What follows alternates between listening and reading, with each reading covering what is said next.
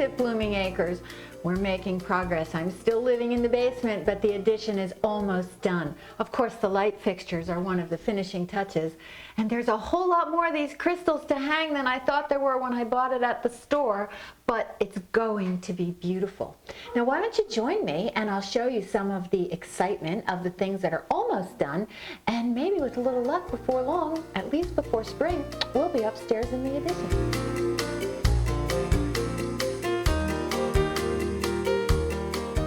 So while we're not quite finished with the master bedroom suite upstairs, a lot of the detail work has been done and it's beginning to feel very exciting. This used to be my daughter's bedroom. It's now the laundry room, but we're trying to come up with a better name, maybe the atrium or the lobby or something like that, because it's much too elegant for a laundry room. The laundry, washer and dryer, and linen closet will be hidden behind beautiful oak doors. The floor is ceramic tile with a border of beautiful glass tile, all in a lovely shade of teal, with which we have matched with the woodwork around this window. So the view when you step into the room is truly lovely. Over the entranceway are some beautiful gingerbread pieces of woodwork that complement other woodwork that we've added to the house previously. Then we get to go up the stairs. Look at this beautiful banister with the turned balusters and this wonderful post all turned. It's not very long, but it certainly makes a lovely, inviting entranceway to go upstairs. So come on up with me. Now, a great place to start with the new addition is my closet, and this is it. Not quite done, but I have a window seat behind me, and look at this. Is that fabulous? It rotates. There's a plug up here to put the iron so that when I'm ready to put on that wrinkled shirt, 2 seconds and I'm done. Now, lots of shelves, and behind this door is my laundry chute. And a fabulous way, it drops right down into the closet, completely hidden downstairs, but right next to the washer and dryer. Now, it's not the only laundry chute. There's one for Tommy too, but he's not coming in my closet. So let me tell you that out here we have another laundry chute hidden behind this beautiful antique panel that I bought at a garage sale, actually, at a neighbor's house. You can see we've used the panels to line this hallway as wainscoting. Some of the wood had to be added. This top ledge and some of these pieces had to be added to make it match perfectly, but it is so beautiful. I'm thrilled to have it here, and the pictures of my ancestors that are in antique frames will someday, not too long off we hope, line these walls. Now I'd like you to look up and see the light fixture, which we have matched with a similar one at the top of the stairs. The two complement each other and are very attractive. Again, have that sort of Victorian look, a little dark, that goes beautifully with the wainscoting. The light fixtures in the closet have to be completely sealed and closed in. I was very disappointed. I had some small chandeliers I wanted to put in there, and the bulbs cannot be exposed in any way. So I've selected the ones that you see here now for the closet. They're very attractive, a little bit of a Victorian look. Not my first choice, but they will work, and they are particularly perfect because they're enclosed. So we will live with that. Now I have a couple of other things I want to show you, so let's move into the bathroom, something really special. You can see Tommy's beautiful pedestal sink. We do have matching medicine chests and light fixtures, but this vanity is mine. It is this beautiful red quartz, and it's a real stone. It's this fabulous shade of red. The entire rest of the bathroom is white except for the vanity top, and I will show you in a minute the bathtub. I'm having a little trouble matching this fabulous red to the Clawfoot bathtub, which is solid cast iron, and you paint the outside. So I'll show you that in just a minute. It seems to be my challenge and what is slowing me down in getting this bathroom finished. This is the cast iron Clawfoot bathtub that will go under the windows in the bathroom. It's white enamel on the inside, but the outside arrives plain old black cast iron with a very rough finish. Now the prime coat has to be an oil-based paint to prevent oxidation. After that, you can finish it with any kind of paint that you want. Now I'm trying to match the red of the beautiful quartz top on the Vanity, and I'm struggling. This is definitely a shade too light. You can see this is a sample of the quartz and it doesn't quite match. It seems a shame to go through all this in the bathroom and then have the colors not go.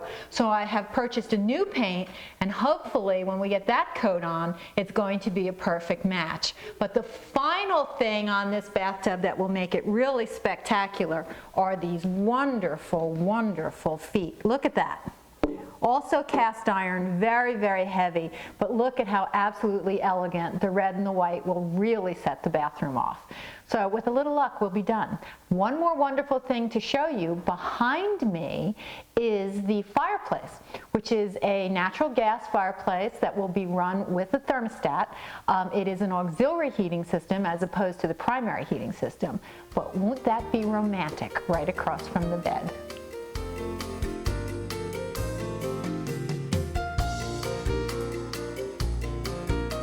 As many of you know, I am a very strong advocate of New Jersey agriculture. We are the Garden State. And as I see farms turning into housing, my heart always aches. Well, here's an opportunity to go the other way. Many years ago, there was a sign on this piece of land that said 6 lots available for building. Well, they came down, and the same area is now filled with grapevines that make my heart sing. And a winery called Silver Decoy Winery is now established on this beautiful farmland in central Jersey. I am thrilled to be here, introduce you to the founder of the winery, and to show you a little bit about how wine is produced. This is Mr. Russell Foreman, the founder of Silver Decoy Winery. What made you decide to grow grapes? It started probably mid-90s, early 90s. I was lucky enough to get to go to California a couple of times in the San Francisco area. I've been there. It's beautiful. Did you do Napa? A little bit, yes. Sonoma a little bit? Okay, did that. First time and drank some wine, and I was never a wine drinker. Came back and I was lucky enough to go out again. About 6 months later, went back up to the wine country and said, man, I love this. So for several years I talked about it, saying, boy, I'd like to have a winery. I was lucky enough to run into a couple of other gentlemen that sort of had the same idea, wanted to do the same thing, and we got together and came out here and saw the guys that owned the ground. They said, oh yeah, go ahead. And that's how it got started. Just guys sitting around, actually sitting around after work having a beer. Not a glass of wine? Not a glass of wine. Unfortunately, it was a beer. So we sat there, and a couple days later, all of a sudden, it was vines on the way, or young plants. And we didn't know anything about trellising, about spacing of plants, rows, so we're all grabbing every book we could get, reading. And as you can see, it turned out all right, but we really had no idea about pruning. A couple of gentlemen, one guy's a pretty good farmer, one guy knew a lot about wine, there was another guy who was good at finances, and it all worked out for the group of us. So it's an enormously complicated process. It ends up it is. Knowing then what we know now, I don't know if we'd have done it or not. Well, then maybe it was good that you didn't know, because look at how successful you are already. Ignorance is bliss. Sometimes, sometimes. But there is something about the wine industry that seems to me to be a combination of some of the best aspects of life altogether. You get that agriculture and the beauty of the fields and the connection with the earth and the feel like you're contributing to the well-being of the planet itself, as well as doing something that's a whole lot of fun. It is fun. It is a growing, and we take a lot of pride in keeping the vineyard pristine. If that's the right word. Gorgeous. Yes. Everything, the grass is always taken care of. The pruning is always good. There are no weeds. We're doing it right, and the wine, I think, is proving that we have now. It's all this. These are all filled. They're all back here now, waiting for. Probably late spring, late summer, we'll be bottling what's in these barrels now. So why don't you tell our audience where you're located and when people would be able to come here if they wanted to? Okay, we are located in Mercer County, New Jersey, in the town of Robbinsville, on 610 Windsor-Prineville Road, where there is a website. We're open weekends, about 11 till dark every weekend, weekdays by chance. So if you happen to come late in the day, there's usually someone here will open up, but we don't have regular hours in. And one reason is we really haven't had enough wine because we're so new. But usually someone here will open up, glad to help anybody we can. We have a couple of guys who are very, very knowledgeable that can answer any question anybody might have. And I just sort of ride everybody's coattails and enjoy myself, actually. So. Well, I'm going to... And you're a neighbor. Yes, I am. I'm a neighbor. So thank you for giving us that background. We're going to meet one of the partners next and Yes. have a tour of the whole facility. Thank you.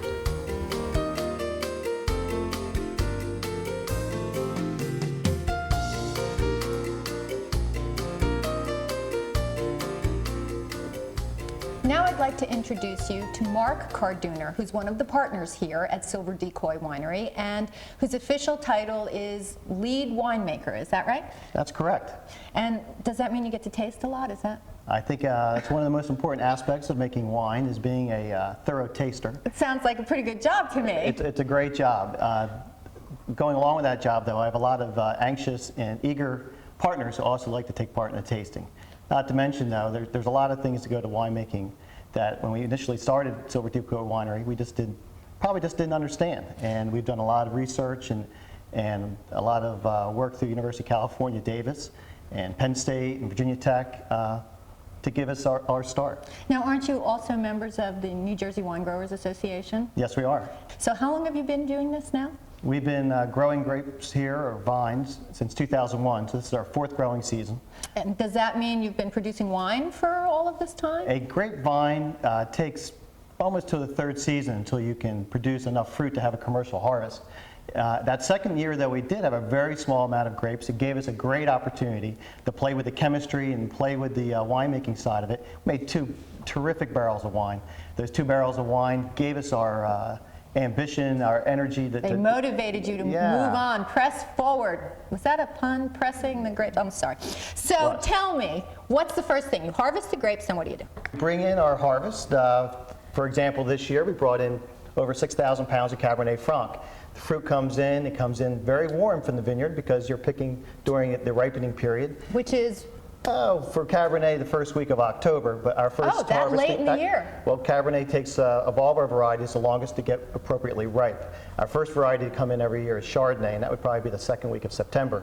And obviously, with Indian summer, you can have some very hot days. So we immediately bring the fruit into our production building here, and we drop the temperature in this room to as cool as we can get it, 60 degrees or so, to drop the temperature of the fruit. And this helps during the crushing and stemming to eliminate oxidation.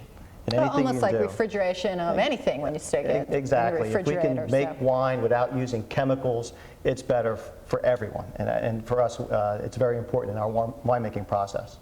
So it goes first, how do they actually get crushed? Is that the first step, or is there some other step? We have a crushing stemming piece of equipment that we purchased from Italy, and it has a typical hopper top where we pick the grapes in 30-pound lugs. And you're just dropping them in. Drop them right in there, okay. And the stems are very neatly and cleanly pulled away from the grapes and the skins and the pits.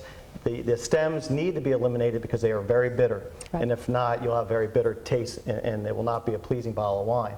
So that's why that was probably our first and most important piece of equipment we purchased, was a very high quality crusher and destemmer.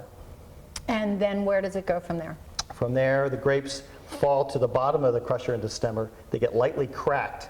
So then the Cracked? juice. What do you mean cracked? Well, if you crush them very hard, you're bruising the fruit, and you really don't want that kind of contact. So the skin just gets cracked slightly, so only crushed a little bit? Yes, and every variety has a different grape size. So there are wheels and things on the crusher and destemmer that can... So you have to adjust per variety of grape, and maybe even from season to season, because sometimes they'll be a little bigger or a little smaller. Absolutely. Oh, how cool. Okay.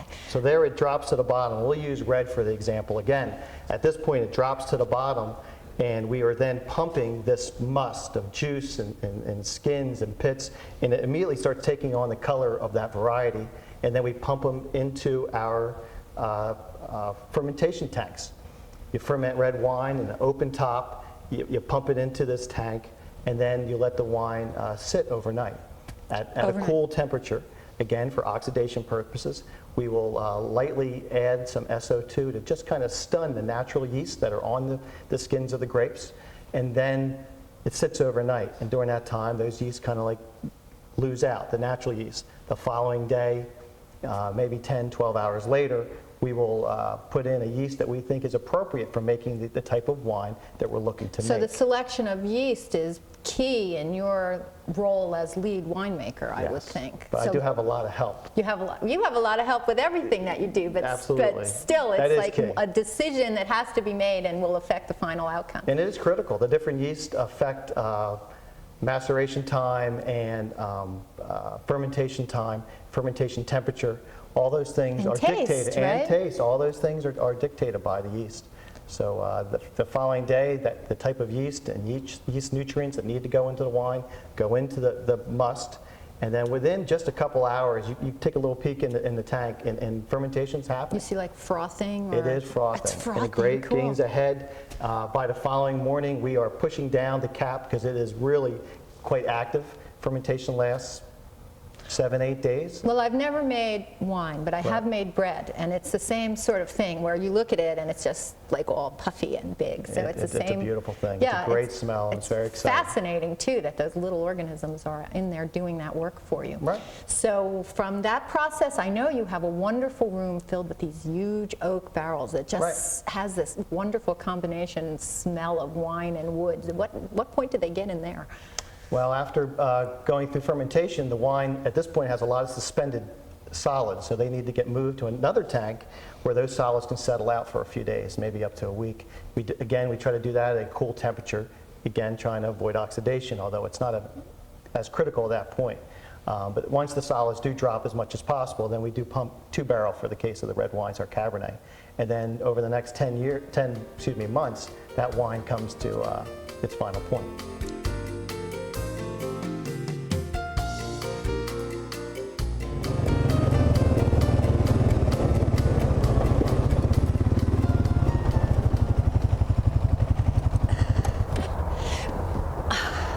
Well, that was fun.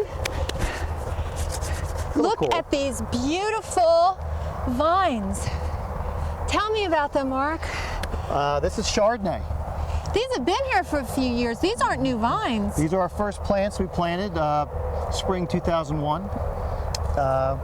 They're doing great. So tell me, what does a grape look like? Well, our trellis system here is vertical shoot positioning, and if you take a look at the canes running up, all of our fruit would be massed right along this one position, and above it would be the canopy if we had foliage all across the top that would be grabbing the sunlight. So you have two main trunks here. Right. And then how many sets of wires? 3 sets of wires running parallel.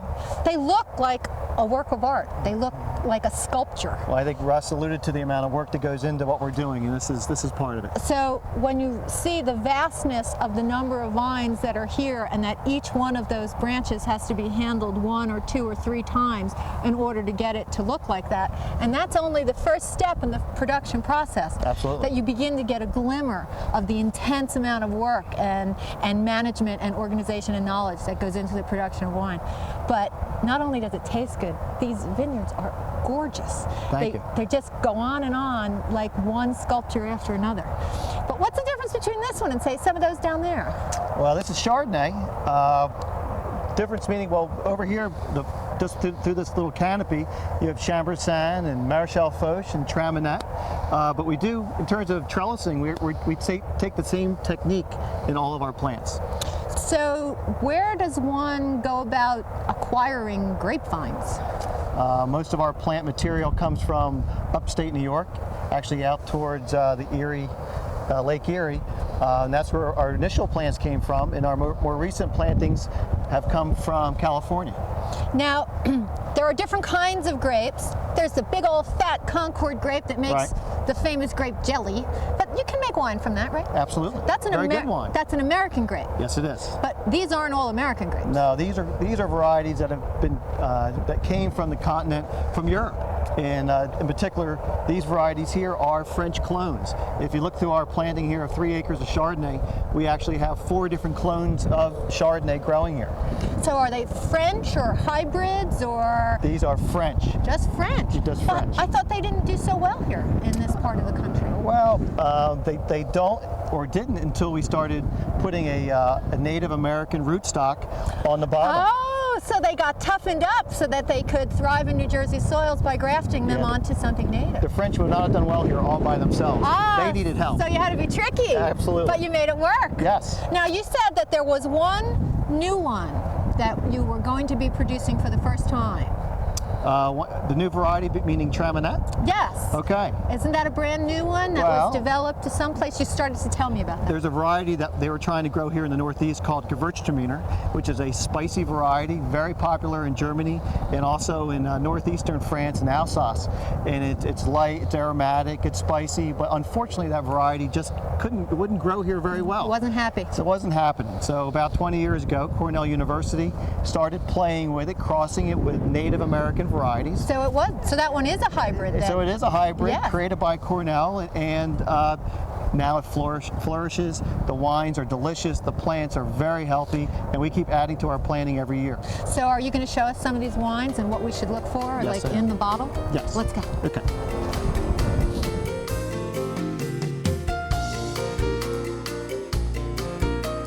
So Mark, now we know how you get started. We've seen the process, which is an enormous amount of work and complications I would have never imagined when I just sit down and drink a bottle of wine. Thank you. But all of that comes to fruition in the product that you produce, which Right. are these bottles. So tell me about them.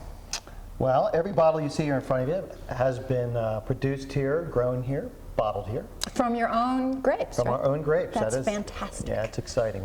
We are growing many different varieties, as you saw in the vineyard, and this is the end result. The first one here is Tramminette, as you saw, and it is in taste. It is light. The nose is aromatic. If you've had a bottle of Riesling, it is almost like apricots.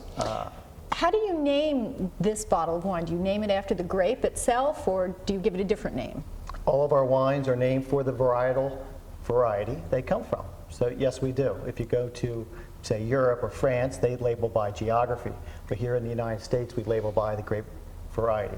Oh, that's very interesting. So you know exactly what that was made from, and easy to reproduce, relatively speaking. You go back to the Yes. same vine, you make the same wine, and you don't get confused about what. For the consumer, I think it's paramount to make things as easy as possible. I agree. And this is perfect. In a So complicated business, you want to keep it simple, right? there are so many that's great. choices. At least this is one thing that's very simple. Okay, so even if they were looking elsewhere for wine, then the name would reflect the kind of grape, would indicate a somewhat similar sort of taste if they decided that they You like can that. have a genuine expectation of what will be in the glass. Right. There are style differences, but there are cores of similarity that you will not get away from. I think that's a piece of information anybody looking to buy wine will appreciate knowing. Tell me about this one.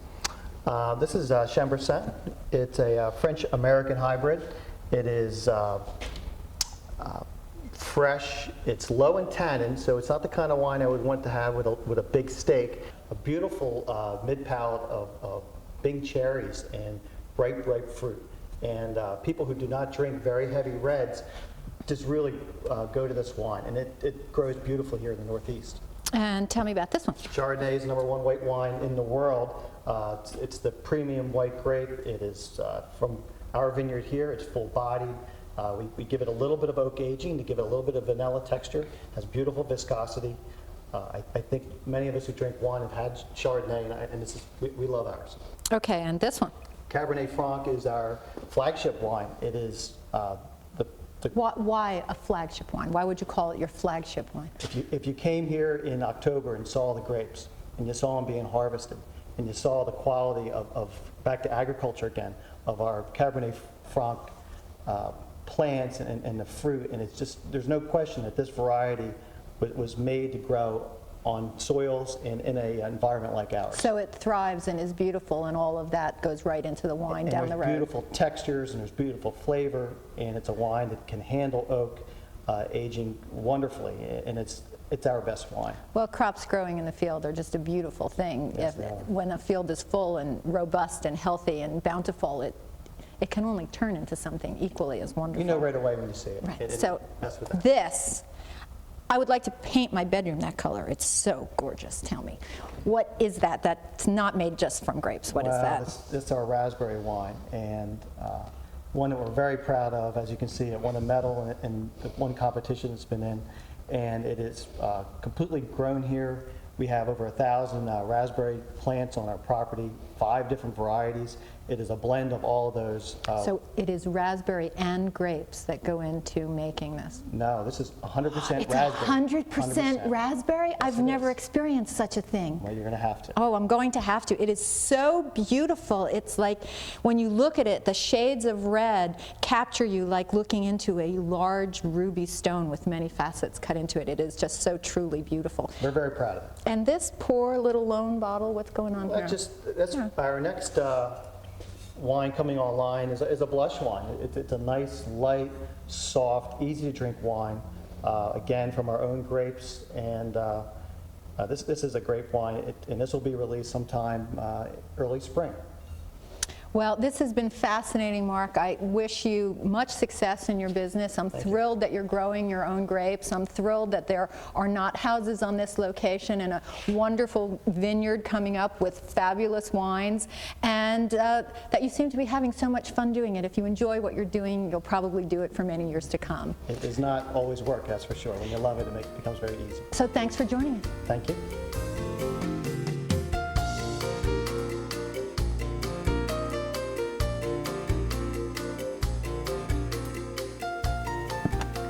Well, that wraps up another show at Home with Peggy. You can see we're working very hard to getting everything done, and I really want to be ready for spring. But one day at a time, one little project at a time, and this one turned out really, really well.